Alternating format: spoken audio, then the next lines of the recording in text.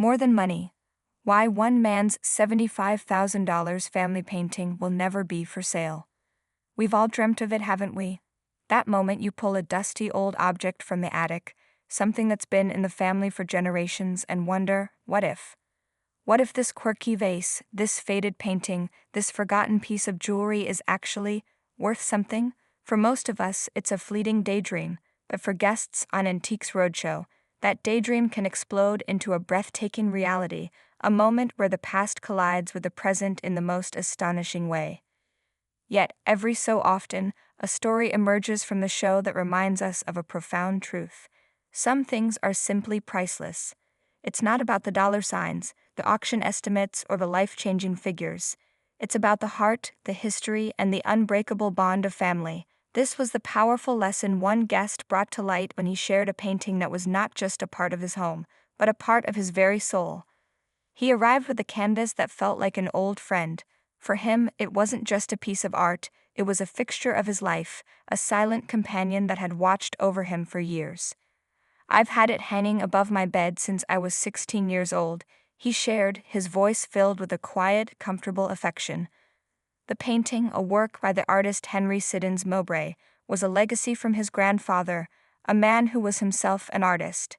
It was a tangible link to a person he loved, a daily reminder of his roots. He wasn't there chasing a fortune, he was there to honor a story. Enter appraiser Colleen Fesco, whose job is to translate history into numbers. As she gazed at the piece, you could see the immediate spark of recognition, the expert's appreciation for something truly special. "Your grandfather was a really interesting artist," she began, validating the family's creative lineage, "but this is just such a luscious painting." With those words, she began to unravel a story far grander than the guest could have imagined. She painted a vivid picture of the artist, Henry Siddons Mowbray, a man with a worldly story, born in Alexandria, Egypt in 1858, homing his craft in the artistic crucible of Paris, and eventually leaving his mark on the world before his death in 1928. He was a man of his time, a pivotal figure in a period of grand American ambition. Fesco gently guided the conversation, asking the guest what he knew. He explained the painting was likely created around 1895, a detail that perfectly aligned with the rich history she was about to reveal. His own grandmother had written about Mowbray's inspirations, noting his fascination with classical themes and the burgeoning themes of the American Renaissance. This was the key. Fesco's eyes lit up as she connected the dots. The guest mentioned his grandfather, also an artist, was great friends with titans of the era, men like the sculptor Augustus St. Gaudens and the legendary architectural firm of Stanford White, McKim, Mead, and White. Suddenly, the painting wasn't just a beautiful object, it was a ticket into the Gilded Age. The great mansions that were being built in Newport and New York have design programs that were commissioned by these architects that your grandfather worked on, Fesco explained, her voice painting a picture of opulence, innovation, and artistic fervor. Because it was the American Renaissance period, they were building Renaissance-style architecture and interiors that went along with it. The painting hanging over a young man's bed was a direct product of this incredible movement.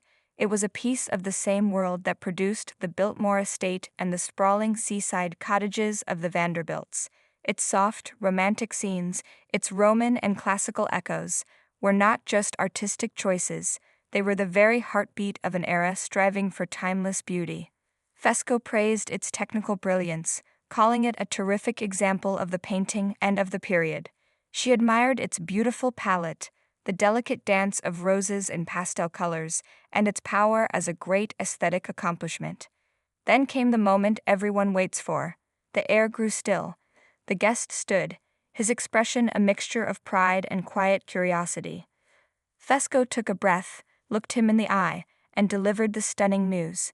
At auction, she estimated, the painting that had watched over him since he was a teenager could sell for between $50,000 and $75,000. A wave of shock washed over the guest's face. A single, sharp, involuntary word escaped his lips. Wow, you could feel the weight of that number. It's the kind of money that pays off a mortgage, funds a child's education, or makes long-held dreams a reality. For a breathtaking second, the possibilities hung in the air, shimmering and impossibly real. But it was only a second, before the echo of his own surprise had faded, before anyone could even begin to imagine what he might do with such a windfall.